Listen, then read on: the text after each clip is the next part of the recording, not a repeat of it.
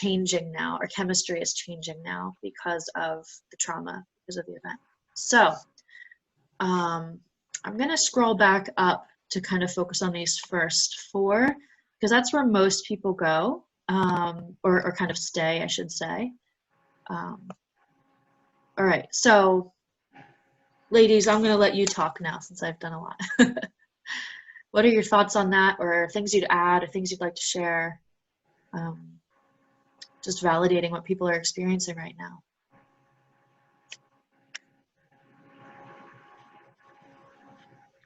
You know, as you're talking through a lot of this, and when I think of trauma too, something pops in my head to regulate, connect, and to then like reason through things. Because I think, you know, when we're in these moments, it can be hard to reason and to think like, you know, okay, this is only temporary, because it might not feel that way, because we might just be in that survival mode. And so like, yeah, I think connection is really important during this time, but also regulation. And, you know, even as I'm kind of thinking through, you know, how do I get to that? How do I actually move towards that? That can look so many different ways, but you might feel stuck. We might be, so like I'm even looking at the screen, like, you know, we might be pleasing, just fawning and just trying to distract ourselves from that actual regulation and connection. So would you like me to share now, like some of the things that would be helpful for people? Sure. Okay. If we end up jumping back and forth a little bit, I think that's okay. Okay. But I mean, kind of like we talked about in our first video, that definitely gives us some good tips to try out some coping skills. And like we said in that video, you know, some of that stuff might not work right away, but it can help us get out of some of these, as you could call them, modes that we might find ourselves in. The things like self-care would be super helpful. Again, the coping skills, support teams, going back to that connection, and really communicating our needs in those moments too. Not just talking about, oh yeah, today I watched, you know, this Netflix show and I swept the floor a little bit, but no, actually sharing like, you know, I felt terrible today. I woke up, I was exhausted immediately, and, you know, however else you might feel. It's important to actually, even the simplest thing, to actually voice that to somebody. Because too, you know, maybe if I'm feeling super down, I'm feeling blue, just sitting on the couch or staying in bed all day, well, someone else might say like, you know, what's up with you? Why are you so grumpy? But maybe you're not grumpy at all. You're just feeling down, upset, whatever it may be. So, you know, people might read that differently than what you're actually feeling. So even the simplest things can sometimes be really beneficial to you yourself, but, you know, to get that out, but also to others, so that they can understand you and maybe even help you. So those are some of my thoughts.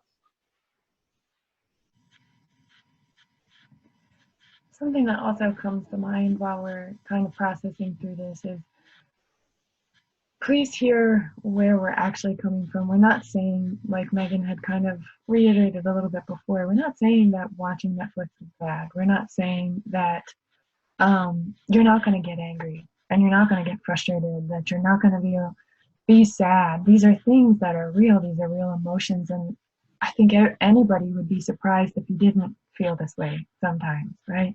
If you weren't exhausted and thinking like, is this ever going to end? Am I going to be stuck like this forever, right? It's not that these things don't come. It's not that these thoughts, these feelings don't come to you. It's what you do with them when they do come, right? And the way to differentiate again is that when you're sitting in these places, it's, where is my heart right now? Is it in a place where I'm using these things, right, to either numb out, to ignore, to get away from it, whatever? Am I doing these things as a defense to not feel, to not think? Or am I using this as a tool to regulate myself? So yes, I will just sit here and watch Netflix because it's all I can really manage today. That's fine. But when it becomes a pattern of, I choose not to think this way, I choose not to feel this way, and I will do so by ignoring it, or by displacing how I'm feeling and putting it onto somebody else, right?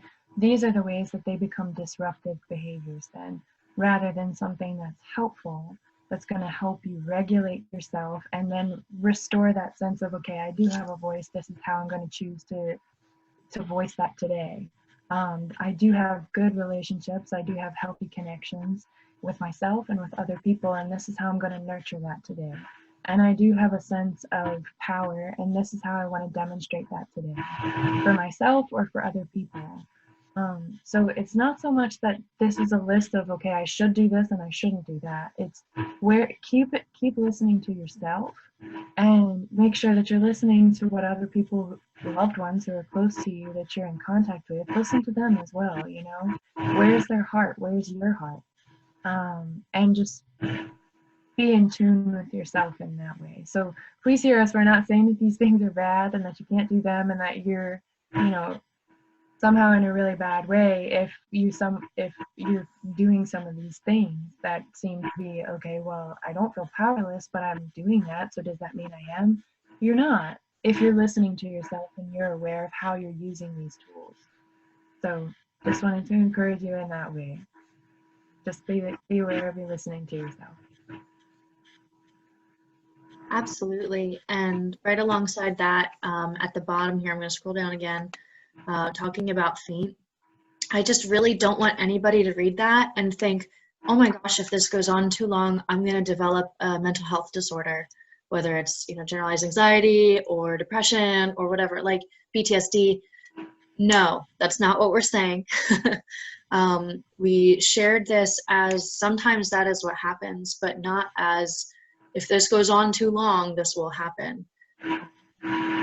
Gillian saying, just keep listening to yourself. If you're trying with some of this, get some help, talk to us. Even if you end up not really connecting with us, we have a great list of counselors that we trust that we also give you and refer out. So you don't have to necessarily meet with one of us, but we're glad to help you find somebody. And again, just because you are isolating or numbing out right now or something like that, or if you're pleasing or complaining or angry, like bad feelings don't lead to mental health disorders. It's just about how do you express what you're feeling, how do you cope with what you're feeling, and what kind of support do you have as you're working through those feelings. Feelings aren't bad, they're just a message about what I need, right? Ladies, we had a really good question, and I'm going to kind of tie that in with another question, and I'd love for you guys to give some feedback. So a couple of clients that I'm working with are kind of asking things like, how I feel like I'm backsliding in my progress, in my healing journey. I feel like this is re-triggering me. I feel like, how do I keep moving forward during a time like this? How do I keep healing and growing? And even, what are some signs or red flags to know that you're being re-triggered versus if this is just anxiety related to the situation at hand and not necessarily related to past events? So yeah, some thoughts there. Anybody like to add in? Well, those are all really good questions, and even I have received similar questions, not exactly the same, but I think for everyone, this event, this time is going to look so different, and I think it's important, if you're asking some of those questions, reach out to one of us, or like Meagan said, we can refer you out. But I think a lot of these questions can really only be thoughtfully answered if we're having someone else also help us through some of these questions. I don't think they're easily answered, and I think even as far as regression and even maintaining progress that you have been building for the past few months, it's important to remember, whether you're in therapy or not, what tools do I have, what's in my toolbox that I can pull out now and try. So like I said earlier, whether that be the support system or coping skills or self-care, whatever that may be, try to pull that out and see, does this make a difference? Are things getting better? Are things getting worse?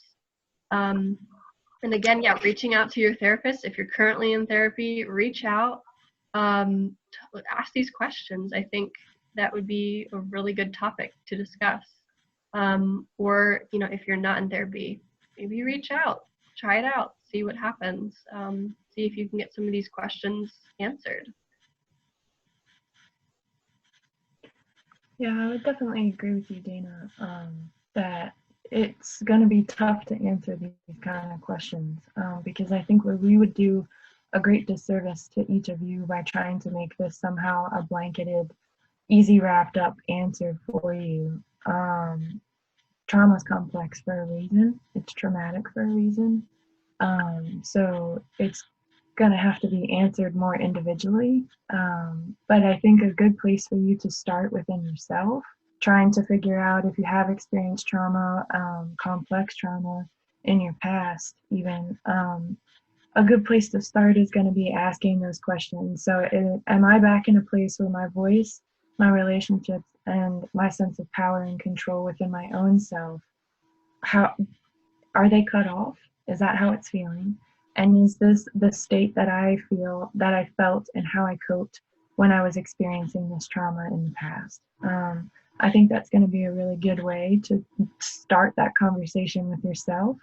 And like Dana said, know that you don't have to have that conversation alone. You can reach out to other people, whether that's your own support network, your own people that you've talked to in the past, as far as mental health professionals, or even a doctor, spiritual mentor, somebody. Doesn't have to be us, doesn't have to be a therapist, a counselor. But if you have your own support network, reach out, you know. But I think that it's going to be important for you to kind of start that conversation within yourself, to check in and see, okay, is this the state? Is it similar? Or are these just feelings? And are these feelings that are going to be normal, right? Like we had talked about, it's going to be normal for you to be scared and frustrated and annoyed, and maybe your fuse is a little bit shorter. You can't manage as much as you used to when you were on the road to healing, and you felt like, hey, you know, I've seen a lot of growth in myself, and now it seems like I'm back in this short fuse and anything can set me off. A little bit of regression here might be normal for you. Doesn't mean that you're back at the very beginning, but it also might. I don't know. Again, we can't speak into that unless we were able to talk with you about your own experience. But just know that some of that, I think, it's going to be a fairly normal for people who have experienced trauma in the past, and that's okay. You do have the tools, and you do have the sense of ways to take care of yourself in this process. Like Dana said, like before, we have those videos of, you know, some regulation tools and stuff that might be helpful for you to kind of take care of yourself in that process. So just make sure that you are just starting that conversation with yourself and being aware and doing it in a way that you're not using this as a tool or a weapon against yourself, that you're really just open curiosity. How am I doing? And is this hard for me? And that's okay, because it's going to be hard for lots of people. And everyone's going to have to figure out their own way to get there. So just be gentle with yourself in this process as you're trying to differentiate, is this just anxiety or am I being re-triggered? So again, just think about those three parts to your personhood, and do you feel like they're being violated in the way that you were before, that's kind of sending you back to that place? And if so, reach out and find ways to take care of yourself and start processing through how to best take care of you.